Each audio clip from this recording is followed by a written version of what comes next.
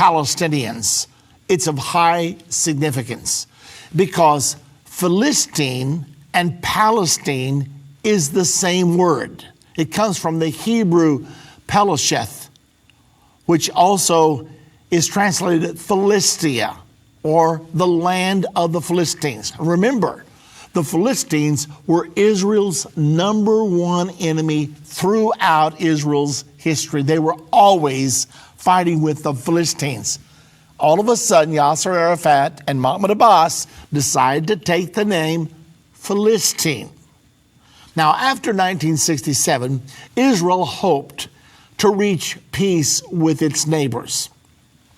However, the Arabs quickly had a conference in Khartoum, Sudan, and they formulated what has become famously known as the three no's. No negotiation, no recognition, no peace. We won't talk to you, we won't recognize your right to exist, and we certainly are not going to make a peace agreement. Now, as we continue on, I'd like for you to watch what happens next.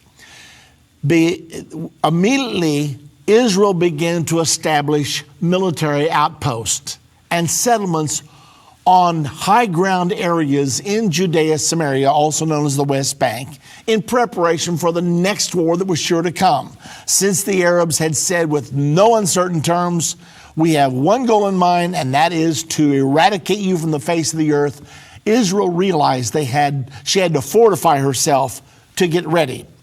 But when they started establishing these military outposts, which then became settlements because people built their homes there, this was the beginning of the settlements shortly after the 67 war. Now, I will tell you that there were religious Jews who knew what the Bible said. The Bible said, when I bring you into the land that I promised your father Abraham, you are to occupy the land. And so many of them went out there also for religious reasons. Now, many other Jews returned to their homes from which they had been banished by the Jordanians. A lot of them already lived out there prior to 1948 and the War of Independence. But when the Jordanians occupied that territory from 48 till 1967, they drove all the Jews out. They destroyed their synagogues. No freedom for Jewish people out there. So it was a form of ethnic cleansing. Well, so now then they're all going back out there in this area to reestablish their homes or to establish military footholds. And this went on for several years. Now, in the meantime, the Arabs are chafing under this horrible, humiliating defeat. I mean, this little nation of Israel defeated Egypt, Syria, and Jordan in 6 days. That's what happened in the 67 war. So they begin to plan revenge. Anwar Sadat quickly began to rebuild his forces with the assistance of Russia. Russia shipped in planes, tanks, everything Egypt could possibly need. And then Anwar Sadat ordered the UN peacekeeping force, which separated Egypt from Israel, to leave, and they did. However, he very skillfully disguised what he planned to do, and many people in Israel warned, but the leaders of Israel were asleep. They were still basking in this incredible, sweeping victory of the 1967 Six Days War, so they were at ease. On the Day of Atonement in 1973, called Yom Kippur in Israel, that's the day, the holiest day of the year for Israel. That's when everybody that can takes it off. They fast. All but a skeleton crew of troops are able to go home to visit. Well, it was on that day that Egypt launched its attack against Israel. It caught Israel flat-footed by surprise. And before long, Israel was on the brink of losing the war. Only a very skillful military maneuver by Ariel Sharon turned the war around and finally resulted in a ceasefire. Well, Egypt had gained its respect back. They had proven that the Egyptian people were not totally inept. They had stung the Israeli people bad. None other than Mr. Moshe Dayan, who was the hero of the 67 war and now defense minister of Israel. During the 73 war, he said to the prime minister of Israel, I fear, Golda Meir, I fear for the future of the third temple. That's what the present era of Israel's called, the third temple era. He feared they were teetering on the brink of defeat. Well, defeat was turned into victory. And then in the aftermath of that war, by 1979, a peace agreement was signed between Anwar Sadat and Menachem Begin. It was the first peace agreement between Israel and an Arab state. Now, Mr. Sadat paid for this action with his life. He was assassinated a couple of years later. But the peace has held from then until now. Even though it's been a cold peace, it has held. The next thing that happened was in 1993, negotiations were held in secret, and signed in September of 93 were the Oslo Accords. That's when Yasser Arafat, Yitzhak Rabin, and Bill Clinton met on the White House lawn and announced they had come to an agreement. At the time, many of us didn't know whether this was the peace agreement of Daniel 9:27, which would trigger the final 7 years to Armageddon. We didn't know whether this was the agreement or not. Nevertheless, the Oslo Accords were signed, and they provided for a phased withdrawal of Israel from many parts of Judea, Samaria, many parts of the West Bank. They divided the West Bank into areas A, B, and C. Very quickly, Area A was placed under almost totally Palestinian jurisdiction. Area B is also under mostly Palestinian jurisdiction today. Area C, however, has about 600,000 Jews in it and about 100,000 Arabs. Consequently, there are many people calling in Israel today for the annexation of Area C. However, this resolution that was passed last Friday by the United Nations calls for everything to be returned to the Arabs. Now, not to the Palestinians. There were no people called Palestinians in the beginning. The Palestinians were only created in 1964, and Yasser Arafat was not even allowed to be in Israel until 1994, a year after the Oslo Accords were signed. So in 1994, there was a peace treaty signed with Jordan. Peace efforts were picking up, and Israel hoped they would have a total peace by then. However,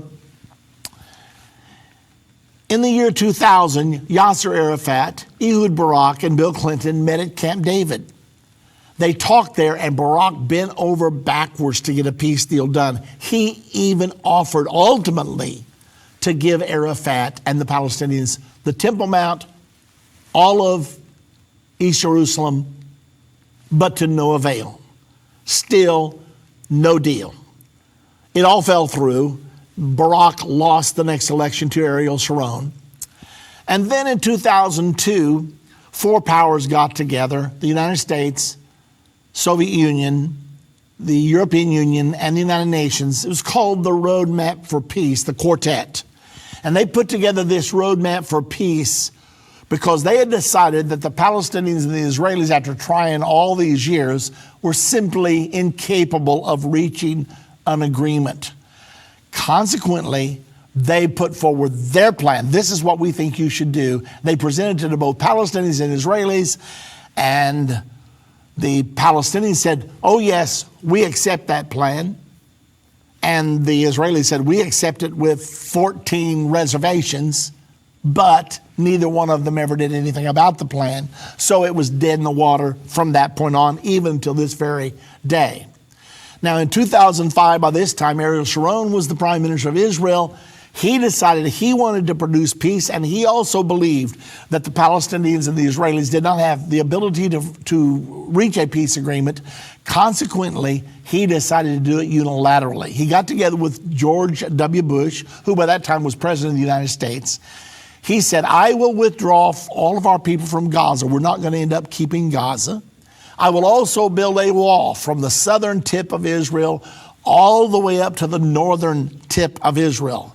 I will tell the Palestinians, we love you, but we can't live with you. And therefore, we're doing an official divorce. You're on that side, we're on this side.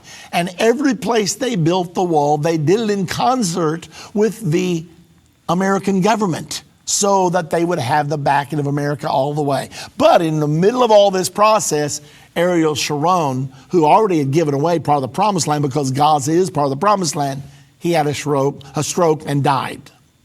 Well, the next person to make an effort was Ehud Olmert in 2008. Again, he offered so many things, but he was rejected. He even gave a map to Mahmoud Abbas, showing where the lines would be. Mahmoud Abbas went back to his people, and he said, I'll let you know tomorrow. But tomorrow, Olmert did not hear from him, and then he waited the next day, and then he waited a month, and then many months. He never did hear back. Now, he was willing to give all of East Jerusalem, but the truth of the matter is, the Palestinians don't want East Jerusalem. They want all of Jerusalem. They don't want the settlements. They want the eradication of the state of Israel. That's the bottom line. And that's the reason so many offers have been put forth, but they've not been accepted. Well, then we came to 2013. Now, Barack Obama had asked Israel at the latter part of 2012 to freeze settlements for 10 months. He believes settlements was the problem, as this recent resolution passed by the United Nations actually contends. So Israel said, all right, we'll freeze no building, not even a doghouse, for 10 months. We'll see if the settlements are the problem. But Abbas found one excuse after another not to come to the table until 2 weeks before the 10 months was expired. He suddenly shows up and said, we're ready to talk now. Well, then the deadline came up for the freeze on the settlements to be lifted, and they said, oh, you're not going to start building now, are you? I mean, they've been for 10 months leaving Netanyahu hanging out to dry. He said, oh, no, I told you I'd give you 10 months to get a peace deal done. And Abbas didn't even show up, and we're not going to renew our freeze. However, in secret, Netanyahu didn't build hardly anything at all. Nevertheless, Abbas, they started the talks, and from 2013 until April of 2014, 9 months, John Kerry negotiated. And I've never seen anyone negotiate as hard, put so much effort into it, ever in all the history of this peace process.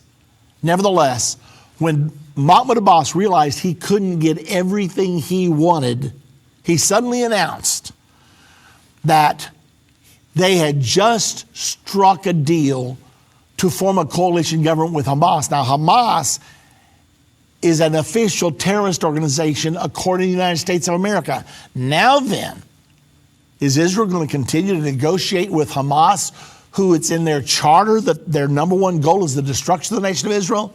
Well, the talks broke down. Of course, that was Netanyahu's fault, right? Not hardly. Okay, that brings us to today. Last Friday, December the 23rd, 2016, the United Nations passed a resolution declaring all settlements illegal and in violation of international law. Always before, the United States of America had vetoed these types of resolutions. This time, they allowed it to pass. The Obama administration had said to Netanyahu way back in February of last year, as soon as you get this election over, you need to move to get a two-state solution done. If you don't, you can't count on the U.S. to always veto these resolutions against you. They issued the warning way back in 2015, a year and a half ago. So this was not a spur-of-the-moment deal. The U.S. was planning this all along. We've got to bring Israel under pressure because Obama had stated that we've got to negotiate peace along the lines of the 1967 borders with certain land swaps. Well, this resolution that was passed last Friday by the UN, let me give you just a summary of what was actually there. Number one, it reaffirms that the establishment by Israel of settlements in the Palestinian territory occupied since 1967, watch this, including East Jerusalem, has no legal validity and constitutes a flagrant violation under international law. That means Israel is in violation of international law and a major obstacle to the achievement of the two-state solution and a just and lasting comprehensive peace. Number two, it reiterates its demand that Israel immediately and completely cease all settlement activities in the occupied Palestinian territory, including East Jerusalem, and that it fully respect all of its legal obligations in this regard, underlines that it will not recognize any changes to the June 4, 1967 lines, including with regard to Jerusalem, other than those agreed by the parties through negotiation. Now, pause right there. We won't recognize any change to the 67 borders unless the Palestinians approve it. Well, are the Palestinians going to approve changes when they got the entire world community with their back? That's ridiculous. Mahmoud Abbas has been negotiating and maneuvering to get in this position for many years now. He can't get what he wants in face-to-face negotiations. He said, I'm going to the world government and get them to tell Israel what they must do. Article number 5 calls upon all states, bearing in mind paragraph 1 of this resolution, to distinguish in their relevant dealings between the territory of the state of Israel and the territories occupied since 1967. And I saw an article just before I came on this program, which stated that they also approved money at the United Nations to fund a database of all of the entities, the businesses that do any business with firms in the West Bank. So they now have allocated $138 for a full-time employee, and his job is to keep a hawk eye on anybody that does any business, any bank, anybody. They want to starve out the settlements and force Israel to do what they want to do. Now, that's where we're headed, and they've already done it. That resolution was also approved. Let me pause a moment to tell you this. We're at the end of our year, and I told you 3 or 4 weeks ago that we had a deficit of $470,700 and asked you to help me to enter the new year in the black because 2017 is going to be some kind of year. You've been wonderful. You've responded tremendously. However, we are $234,000 short, and we've got a few days right here. I still believe God can supply this need. I'm asking God to do it, and it's already been a miracle what has happened, but we're $234,000 short. So if you're out there and God's blessed you where you can make a special donation immediately before the first of the year, please do it now. If you'd like to do that, the number to call is 1-800-Endtime, and many of you have already responded incredibly, and I thank you so much. Or you can go to our website, endtime.com, and there you can make your donation. Please consider doing that. We need it. We need a humongous miracle in the next 3 days. So please help us if you possibly can. If you cannot help, please remember this in prayer. This is a real need. We need to move into the new year in the black so that we can really move forward for the cause of Jesus Christ. So thank you. 800-Endtime is the number to call, or you can go to endtime.com. Okay, now here's the next question. This is the real question. What's going to happen according to the prophecies? Am I upset about what the United States has done? Well, I'm upset because we shouldn't have done it. But am I worried? No. I'll tell you why. Because the Bible already prophesies. I know what's going to happen. I know there's going to be a peace agreement signed between Israel and the Palestinians. I know, number 2, that a Palestinian state will be established in Judea, Samaria. Can't tell you exactly where they're going to draw the borders, but most of Judea is going to be under Palestinian control. Number 3, the Jews living out there in the area where the new state will be established will be allowed to stay living as a Jewish minority under the Palestinian state.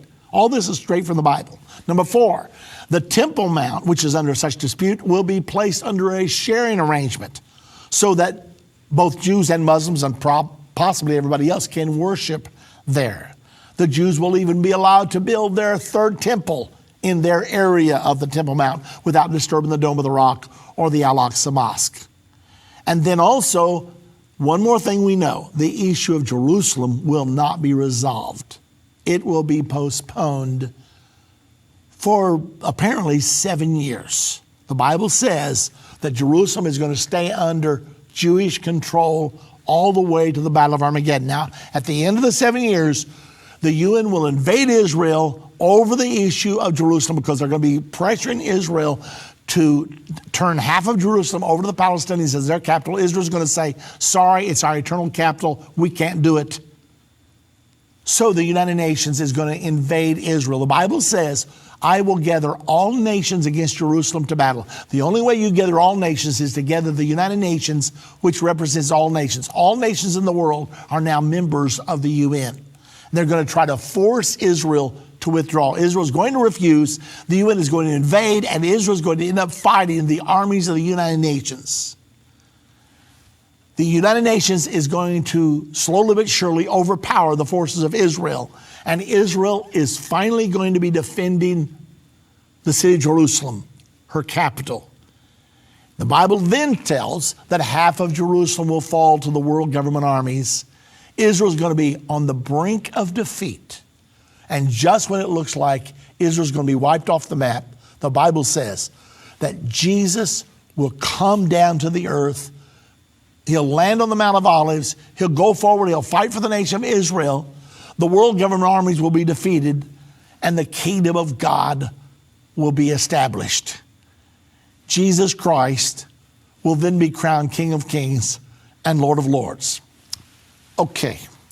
Now there's one more thing we haven't dealt with, but we'll do it in the next segment of our program. And that is, what did John Kerry actually say in his speech that he made today, December the 28th? That's when we're filming this program. What did he say, and why is it wrong? Why is it biblically wrong? I'm going to be going through his 4 main points, and so you won't want to miss it. In the meantime, let me remind you once again that we still are short in our goals. You have been so tremendous. But with $234,000, we will be able to pay up all of our media bills and enter the new year with a clean slate. This is so urgent. So if you're out there, I mean, what would it take? 234 people to give $1,000 each? We can do that. Some of you have been sending in $5,000, $10,000. It has been so helpful, and we've come a long ways. We started at $470,700 less than a month ago, and here we are, 234. I think we can do this. And a lot of you may need to make a last-minute donation to make sure you're not in a higher tax bracket or something like that. You can do that because any donation you make to Endtime Ministries is tax deductible. So anyway, if you're out there, if God's blessed you where you can, I'm asking you, let's make a superhuman thrust here with all of our heart. Because let me tell you, Endtime Ministries is never going to be more important than it will be in 2017. It's going to, as the prophecies come to pass, and believe me, they're coming to pass. I mean, there's some big things getting ready to happen. Donald Trump claims he's going to move the U.S. Embassy to Jerusalem. That's going to be a complete flip. He's planning on doing that in just a few days, in 2017. He thinks he's going to negotiate a peace deal. All of it will keep you right up to date right here on End of the Age. The number to call one more time, 1-800-ENDTIME, 1-800-363-8463, or you can go to endtime.com.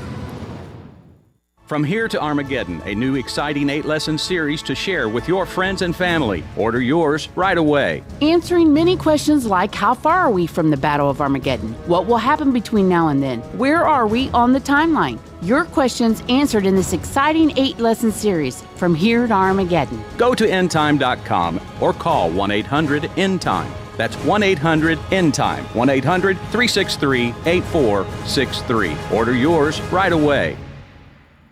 Most people have dreamed of someday walking on the ground where Jesus walked over 2,000 years ago. You don't want to wait any longer. Make this the year for your life-changing experience. Judy and I would like to invite you to join us for our 2017 Spring End Time Prophecy Tour.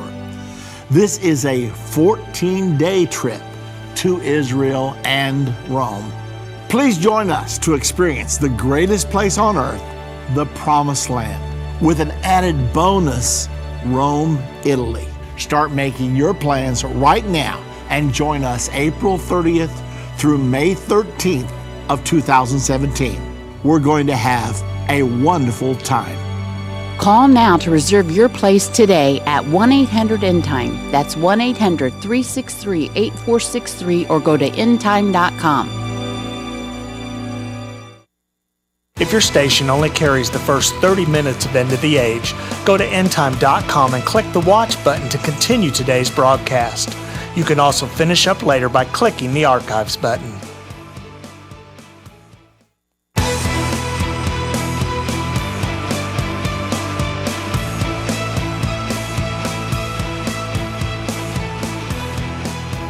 U.S. Secretary of State John Kerry spoke for over 1 hour this morning, and I listened to every word of the speech.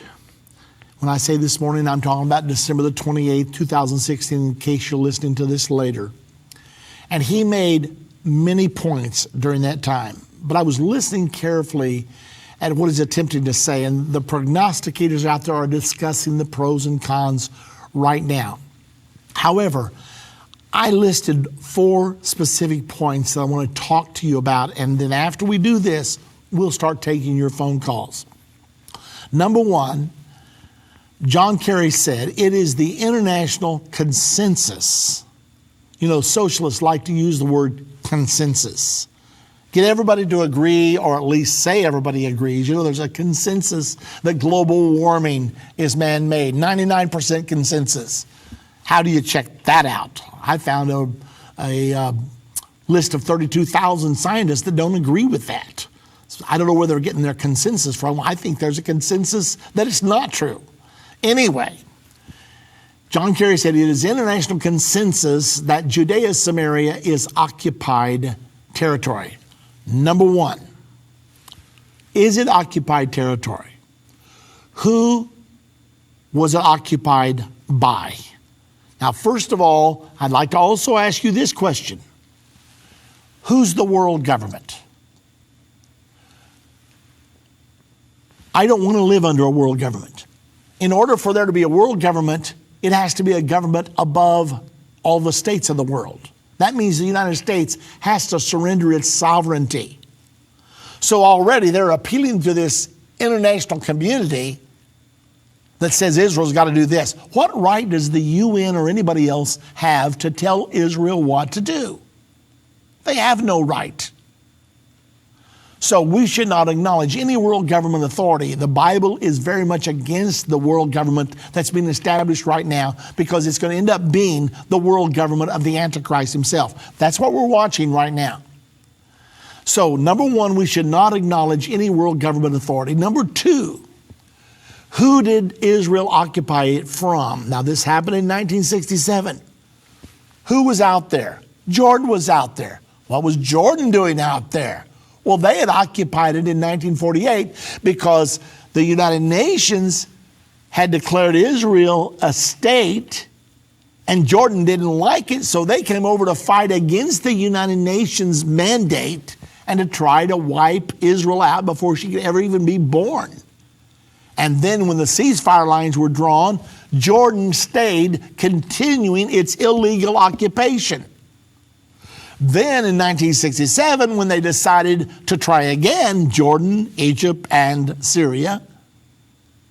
So Jordan, when the war began, the Prime Minister of Israel contacted Jordan and said, we have nothing against you if you'll stay out of the war. We won't bother you.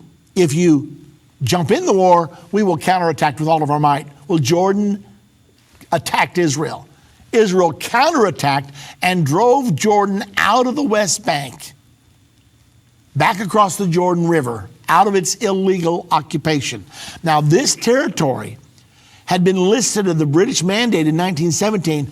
It was supposed to become a homeland for Israel. All of it was supposed to become a homeland for Israel. They had created a state for the Arabs over in Jordan. Of course, the whole Middle East nearly is Arab, so they had many different homes that they could choose as Arabs. But they created an area called Transjordan. Part of that, too, was supposed to be part of Israel originally, in the original agreement between the British and the League of Nations. But they made a change and said, well, let's make Transjordan, and we'll put that under Arab control. And then the rest of this will be Israeli. Well, then as time goes along, they keep whittling down until Israel only got a very small amount of the area called Palestine. Well, now that in the 67 war, Israel drives the Jordanians out in 6 days and takes control of this whole area. Now, by the way, the Balfour Declaration was enshrined in international law by the League of Nations. If you like international law, the League of Nations had said that should be a homeland to the nation of Israel. Now, number two, John Kerry said, a two-state solution is the only way to peace in the Middle East. My question is, why? Who says? I mean, when God sent Israel into the promised land way back in the days of Joshua, he didn't say, oh, by the way, when you get there, establish a two-state solution. He didn't say that. He said, utterly drive them out. So here these people are trying to destroy the nation of Israel, and they're supposed to reach a stalemate and establish a two-state solution. Well, the Palestinians have repeatedly rejected the two-state solution. I'm going to show you in a moment. They've been offered peace several times, but it hasn't happened. They were offered peace in the first time when the United Nations partitioned the land between Israel and creating a Palestinian state. The Arabs said, no, thank you. We're not interested in a state. We want to destroy Israel. And then when Jordan occupied the land during the War of Independence in 1948, did they establish a state? No. Because they're not interested in a state, they just hate Jews. I mean, they sided with Adolf Hitler during World War II. They fought adamantly on the side of the Germans to try to stamp out the Jewish people. That's what this is really all about, not settlements. Okay, so 1947, there was a resolution 181, that gave the Palestinians a state. Sorry, we don't want it. 1967, Israel again extended an arm of peace. They gave back the 3 no's. 1993, they had the Oslo Accords. Again, the 3 no's. They said, we're not interested. No recognition, no negotiation, no peace. We're not interested in all that. We want to wipe the Jewish people off the map. In 1993, the Oslo Accords were signed, and again, Shimon Peres was trying to give everything over to the Palestinians, and they're blowing up buses right in the middle of the whole thing, causing him to lose the election. Shimon Peres was willing to give them back everything, but that wasn't what they wanted. They wanted to wipe out the Jewish people. And then in the year 2000, Yasser Arafat, Ehud Barak, the Prime Minister of Israel, met together at Camp David with Bill Clinton. They almost had an agreement. And at the last minute, Arafat found a way to back out. He didn't want an agreement. He wanted to destroy the nation of Israel. Then finally, in 2008, Ehud Olmert, the Prime Minister of Israel at the time, offered another peace deal. Let me just read to you a little bit of what he offered. Olmert essentially agreed to forego sovereignty of the Temple Mount in Jerusalem. He's ready to give the Temple Mount up because he was not a religious man anyway. Judaism's holiest site and proposed that in the framework of a peace agreement, the area containing the religious sites in Jerusalem would be managed by a special committee consisting of representatives from 5 nations: Saudi Arabia, Jordan, Palestine, the United States, and Israel. The advisors and Fatah officials heard from Abbas that Omer laid out for him not only the details of the agreement, but also a large map upon which he outlined the borders of the future Palestinian state. Omer gave them more than they could have wished for. So Abbas said, I'll contact you tomorrow. But he didn't. Then not the next day, nor the next week, nor the next month. Never again responded. You know why? They don't want a Palestinian state. They want an earth that's wiped out of the Jews, just like Adolf Hitler did. It's the same thing. That's the reason they're all the time sending suicide bombers in and having the knife intifada. Okay, so there have been many efforts, and the latest one, of course, was 2014, when John Kerry, for 9 months, negotiated day after day after day. But when Abbas realized he couldn't get what he wanted by negotiation, he suddenly said, I've just now struck a deal with Hamas, and we're going to have a coalition government with Hamas and Gaza. Well, Hamas was a terrorist organization. That caused the whole negotiation to fall apart. Was that Netanyahu's fault? No, that was Abbas's fault. He wanted to drive this to the United Nations because he knows that the UN, the Arabs always win. The Arabs dominate proceedings at the UN. The only thing that stopped that to now was the veto of the United States of America. But since we have a president with a very Arabic name, Hussein Obama, maybe that's the reason, you think? Maybe that's the reason he was willing to give $1.7 billion to Israel's worst enemy, Iran, the number one sponsor of terrorism, Iran. You know, everybody's trying to figure out what's driving all this. Why does Obama favor his supposed enemies and knife his supposed friends in the back? Maybe it's because his enemies are not his enemies, and maybe his friends are not his friends. I mean, just saying, Barack Hussein Obama. I'll never forget the first few months of his presidency, he visited Cairo, and when I heard him say, the sound of the imam calling Muslims to prayer in the evening is the most beautiful sound on earth. I said, wait, he claims he's Christian, and he's saying that prayer to a false God is the most beautiful sound on earth?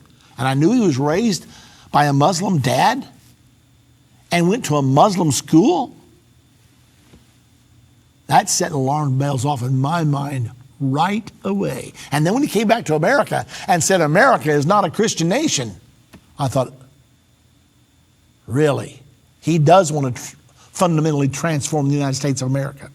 Now, John Kerry also said Israel cannot be Jewish, can be Jewish or democratic, but cannot be both. Why?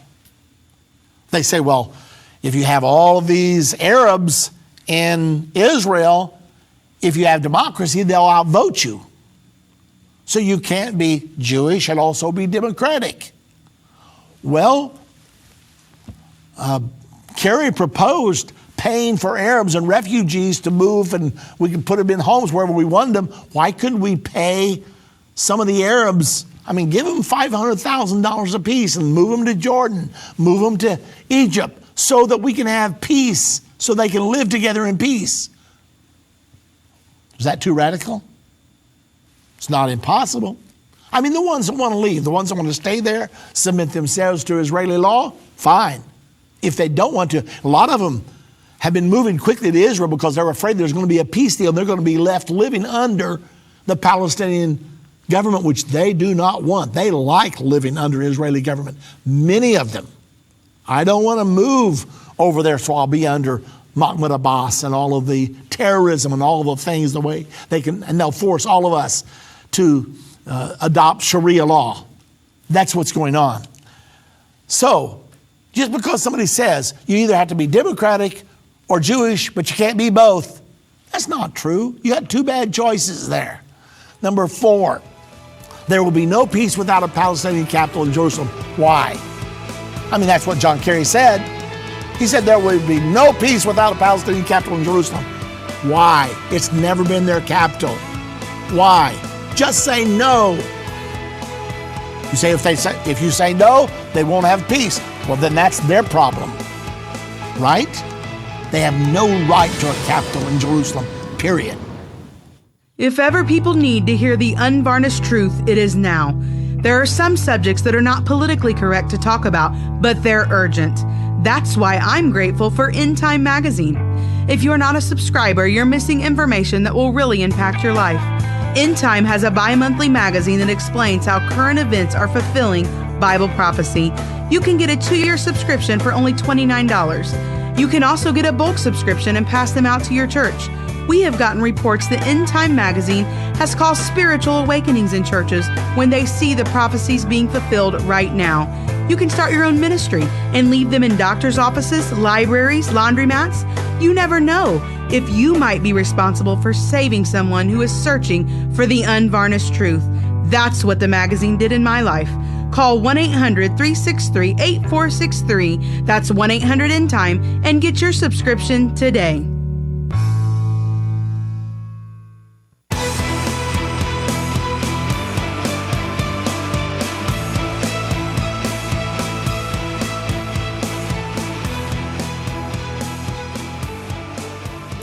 One more time.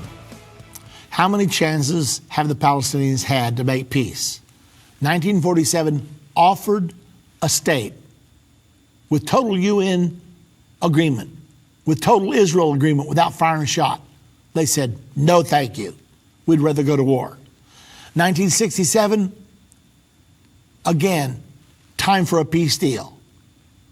But instead, they say, no negotiation, no recognition, no peace. The big 3 no's. We're not interested in talking. We just want to fight. We'll eventually get you. And then, 1993, the Oslo Accords. Arafat wasn't even allowed in Israel. Israel foolishly brought him in to build up the Palestinian resistance.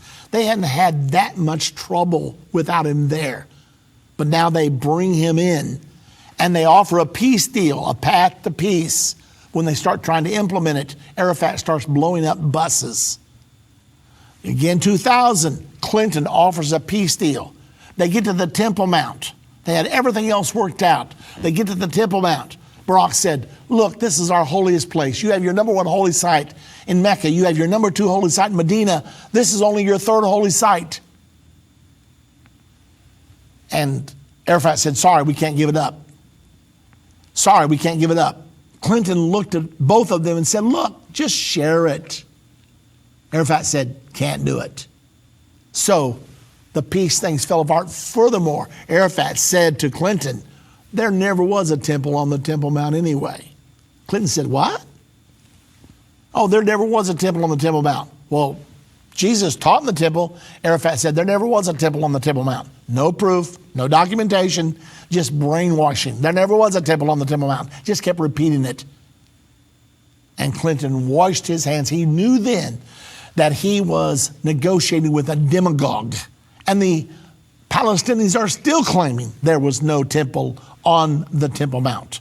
They're still claiming that. But the archaeological discoveries are coming in fast and furious that show time after time after time that Jewish history, that biblical history, is in fact true. And then finally, in 2008, Omer produced a proposal they should have taken. They again turned it down. 2014, John Kerry tried to negotiate a deal. But when Abbas saw he was not going to get East Jerusalem, he pulled out and said, I'll go to the United Nations and they'll give me what I want, because the vast majority of the United Nations hates Israel. They lose every vote there. And sure enough, it's happening. The only firewall against them losing that vote was the U.S. veto. But Barack Hussein Obama pulled that one out last Friday and did not use the veto. And now then, the world government has declared that Israel is occupying the Palestinian territory illegally. Why is it illegal? Because we said so. Wait a minute. The Balfour Declaration says that belongs to Israel. No, we're not paying any attention to that. The letter given by George W. Bush to Ariel Sharon saying that you will not be required to withdraw the 67 borders, Obama says, we're not honoring that letter done by the American president at the time, George W. Bush. That's where we are right now, ladies and gentlemen. And also, we know where it's going. Am I perturbed? No, I know exactly where it's going. There's going to be a peace deal. It's not going to turn out well. We started down the road to the Battle of Armageddon Friday. Oh, by the way, if you've never been through our series of lessons, brand new series called From Here to Armageddon, you need to go through it, 8 lessons. And you can get it by picking up your phone and calling 1-800-Endtime. 8 lessons called From Here to Armageddon. And we outline on a chart for you what's going to happen from today until this whole thing wraps up. You'll see all about it. We're going to the phones now. And first of all, Dwayne is calling from Ohio. Hello, Dwayne. Well, yeah, I heard some news. I got some questions I want to ask you, or some things I got to say. I heard that you said that we're at the end of 2016, and off that war is coming, that could be World War III and all that stuff before the end of 2016. I don't know if it'll happen during the election or maybe next year or what. I heard that Trump is in office and he's going to build that third temple up there in Israel too. Yeah, well, thank you very much for your question, Wayne. Let me let you go, but let me say to everybody out there, yes, World War III is coming. I read an article just today that China has sailed one of her big warships near Taiwan, is threatening Taiwan right now, just because of one little phone call from the president of Taiwan to President-elect Trump, congratulating him. And now then China is threatening to go to war with Taiwan if America decides not to sustain its policy of a one China policy. I mean, it's ludicrous after all to say, oh, there's only one China, but Taiwan is the 18th economic power on the face of the earth. And yet we're not going to have anything to do with her, but we do give her arms. We sell arms to her. We give her everything she needs to defend herself against China. But there's only one China policy. You talk about political correctness gone amok. It's insane. Nevertheless, that's what's going on right now. I don't know exactly how World War III is going to break out, but let me tell you, the attack against Mosul is not going well. President Obama wanted to win the victory before he left office. Not even close. As a matter of fact, the tide is sort of turning the other way right now. So I don't know what's going to happen, but all I know is the Bible says that World War III will emanate from the Middle East, from the area of the Euphrates River, which is where they're fighting right now. We're going to see how it comes. I can't tell you when it will blow up in all of its fury, but it will, and it's going to come. Let's go now to Jim from Indiana. Hello, Jim. What's on your mind today? Yeah, I was wondering, God gave that order for them to utterly drive the people out, and they didn't follow it back then, and I was wondering if it was too late for them to follow that now, or if they do follow that, would that cause Armageddon or World War III? Well, they're not going to follow it, first of all, Jim. The Bible prophesies what's going to happen. They had a prime opportunity in 1967. Everybody was on the run. They could have right then said, God brought us back into our promised land, just like he promised. The 6-day victory was a miracle. The whole world was saying, this is a miracle. To conquer for a little fledgling nation like Israel, to conquer Syria, Jordan, and Egypt in 6 days, the world was shell-shocked. And if Israel would have said, look, we're bulldozing the Dome of the Rock, the Al-Aqsa Mosque, we're going to build our temple back, this is God bringing us back to our homeland, they would have got by with it then. They're not going to do it now, so it's no use discussing whether they can get by with it or not. They're not going to do it because the Bible says very clearly they're going to sign a deal with the Palestinians. They're going to give away part of their promised land, which they should not do, because the Lord told them, when I bring you to the land, don't you make any covenants with the heathen. You are not to sign peace agreements. And if you do, they'll end up being pricks in your eyes and thorns in your sides. Well, Israel's not paying attention to the Bible, and consequently, it's going to turn out just like it always does when you don't pay attention to God's word. It turns out wrong. That's what Israel's going to do.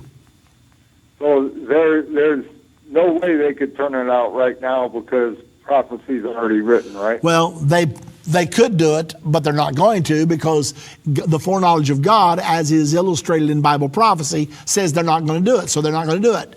The peace agreement is coming. It's coming pretty quickly. Very good chance it could happen under the Trump administration. We don't know that for sure, but he certainly wants to do it, and he's planning on doing it. So it's going to be very interesting to watch how this all unfolds. But whenever that deal is negotiated, and the pressure has suddenly been increased exponentially through this resolution, whenever the deal is negotiated, then the final 7 years to the Battle of Armageddon will begin. It certainly could happen this next year. When that happens, is there a chance they could do that or try to do that when the final 7 years comes? No, they're not going to do it. They're going to think they've got a deal that solved their problem. They're still going to have the Jerusalem issue they got to wrestle with.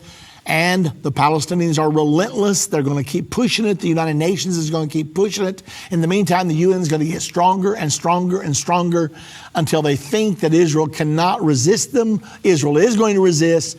It's going to be the Battle of Armageddon. Israel is going to be on the brink of annihilation. And that's when Jesus Christ will come back, turn the tide of the war, destroy the Antichrist and the false prophet, dismantle the human governments, and establish his kingdom upon this earth. That's exactly what's going to happen. Okay, thank you much. Okay, well, thank you, Jim, very much. Wow.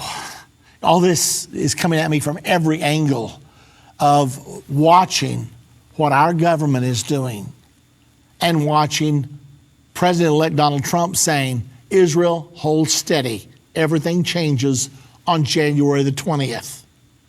Well, that's where we are right now. America has never been willing to do to Israel what we have just done. But President Obama doesn't care. He doesn't have to get reelected. He's not running for office. John Kerry doesn't have a ghost of a chance. And so they're going for broke. Now, there's a conference scheduled for the 15th of January in Paris. Now, we're hoping that they don't decide to pass a resolution. If they decide on the final form of what a peace agreement should look like, and they rush that to the UN and pass a resolution in the UN Security Council before Obama leaves office, he may well decide not to veto it again. If he does, then international law will require Israel to do certain things. I don't think that's going to happen, but I still don't know, because the final borders had to be negotiated. I have a hard time seeing how that could happen. But it could happen, because President Obama has shown that he's willing to be ruthless and exercise his power. Real quick, one more call. Steve's calling from Nevada. Hello, Steve. Hi, Irvin. Hi. Hey, let me get right to it. My brother passed over on Passover in April, and my nephew passed over in 2011 in Passover. Now, my brother's Passover is a picture of the body of Christ being resurrected and raptured into heaven in the Passover event. 4 variables. First, it had to occur in Passover, which he did. He has to identify with the 2 faith-based systems that will partake in the resurrection and rapture. His last name spells the word Israel, an anagram for Israel. You can't get closer to Judaism than Israel. He worshiped his whole life in Christianity, Easter, Christmas, and the Fall Harvest Festival. Now he has to identify with the rapture. God created the earth in 6 days, 7th day he rested. The journey to the 7th day is 6-1. God commanded us, 6 days you shall work, the 7th day you shall rest. The journey to the 7th day is 6-1. Man has labored in fields of harvest for 6 1,000-year days almost. When the 7th day comes, the millennial reign of Christ, the resurrection and the rapture will occur. The journey to that 7th day is 6-1. My brother's journey to his Passover is 6-1. Steve, I hate to cut in on you, but I'm totally out of decades. time. Thank you very much for your phone call. Appreciate it so much. One more time, let me say to all of you out there that we ask you to help us with a deficit this year. We needed $470,000. We now are down to $234 these next few days. If God's blessed you where you can do something extra special, please consider it for Endtime Ministries, and we appreciate it so much. The number to call, 1-800-ENDTIME, 1-800-363-8463, or you can go to endtime.com.